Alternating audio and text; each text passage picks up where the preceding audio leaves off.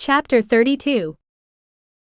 JV scowled at Steve as she fussed over his damaged knuckles, then she'd done what she could to speed their healing. She managed to heal where he'd broken the skin, but she told him they'd be sore for a few days. He'd been upset, she knew.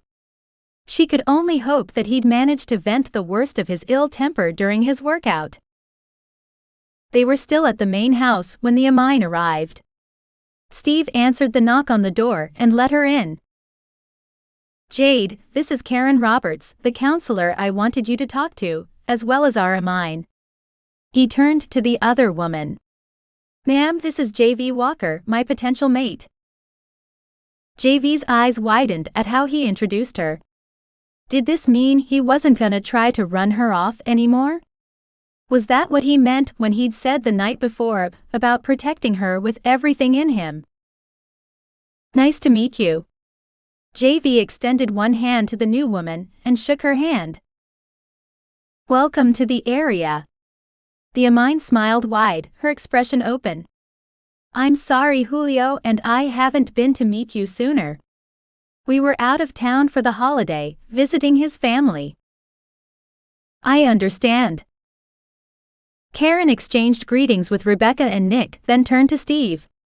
"Where would you be the most comfortable talking?" "We can use her room here or my place, it's up to Jade." He turned to her. "Where would you be the most comfortable talking?" She took his hand, weaving her fingers with his. "Your place."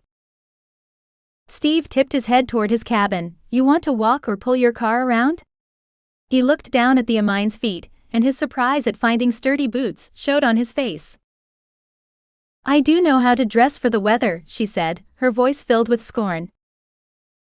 "So you do." He nodded. "Sorry." "No problem. Let's get started."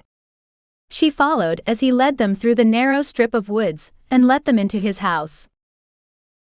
"How do we do this?"